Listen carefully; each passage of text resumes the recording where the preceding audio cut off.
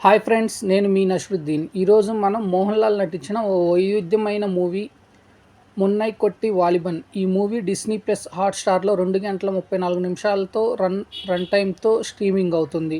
ఎందుకు ఈ 'మున్నై కొట్టి వాలిబన్' వైవిధ్యమైన మూవీ అంటే, ప్రస్తుతం స్టార్ స్టార్‌డమ్‌ను బేస్ చేసుకొని ఎన్నో కమర్షియల్ ఫార్ములాతో వస్తున్న చిత్రాలతో పాటు మోహన్ లాల్ లాంటి స్టార్ యాక్టర్ ఒక వైవిధ్యమైన కథా నేపథ్యం ఉన్న మూవీని ఎన్నుకొని తీయటం అంటే వైవిధ్యమైన మూవీ అనే చెప్పాలి. ఈ మూవీ ఎలా ఉంది అంటే, ఫస్ట్ 10 మినిట్స్ ఆ లొకేషన్స్ కానీ, కాస్ట్యూమ్స్ కానీ, యాక్టర్స్ కానీ చాలా డిఫరెంట్‌గా ఏమిటి ఇలా ఉందనేదిలా ఉంటుంది.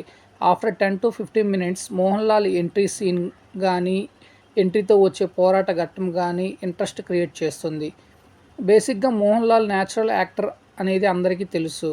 అయినా ఆయన వే ఆఫ్ యాక్టింగ్ ఈ మూవీలో చాలా బాగుంటుందని, అన్నిటికంటే ముందు ఈ మూవీ బీజీఎం ఎక్స్ట్రాడినరీ, ఒక రేంజ్‌లా అనిపిస్తుంది అనుకోండి. అసలు ఈ మూవీకి ప్రాణం బీజీఎం చెప్పాలి. అలానే మోహన్ లాల్ యాక్టింగ్, ఇంకపోతే మోహన్ లాల్ చేసే పోరాట సన్నివేశాలు, వాటి స్టంట్స్ కానీ ఆడియన్స్‌కి చాలా బాగా నచ్చుతాయి. అలానే బ్రిటిష్ వారిపై చేసే పోరాట ఘట్టాలు ఈ మూవీకి ఇది ప్రీ క్లైమాక్స్ ఒక రేంజ్‌లో ప్లాన్ చేశాడనుకోవాలి డైరెక్టర్.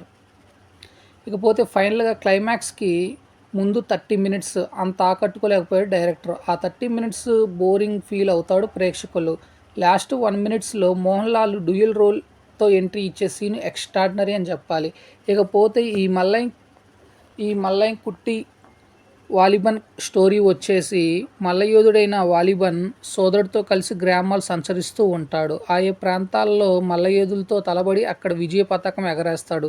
ఈ క్రమంలో పలువురు మహిళలతో మనసు దోచుకోవడంతో పాటు శత్రువుల సంఖ్య పెంచుకుంటాడు. ఆ శత్రుత్వం ఎక్కడికి దారి తీసింది? ఓ సంస్థానంలో ఆంగ్లేయుల చెరలో బందీలుగా ఉన్న వారికి వాలిబన్ ఎలా విముక్తి కలిగించాడు? ఏ కారణంతో సోదరుని కోల్పోయాడు? అసలు వాలిబన్ గతం ఏమిటి?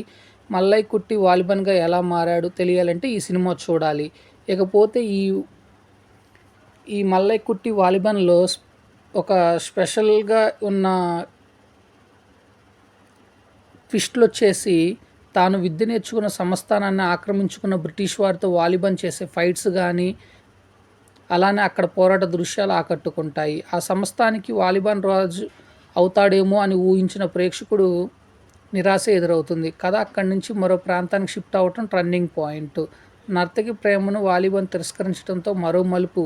వాలిబన్ సోదరుడు లవ్ ట్రాక్ కూడా ఇక్కడ కీలకంగా నిలిచింది. వాలిబన్ మల్లయోధుడుగా ఎందుకు మారాల్సి వచ్చిందనేది అతడి గురువు పాత్ర ద్వారా తెలియజేశారు. ఆ గురువు గతం ఏమిటో తెలిసాక సదరు ట్విస్ట్కు వావ్ అనాల్సిందే. క్లైమాక్స్ను బాగా డిజైన్ చేశారు. దీనికి సీక్వెల్గా తీసుకురానట్లు ఖరారు చేశారు. దాన్ని దృష్టిలో పెట్టుకునే తొలి భాగాన్ని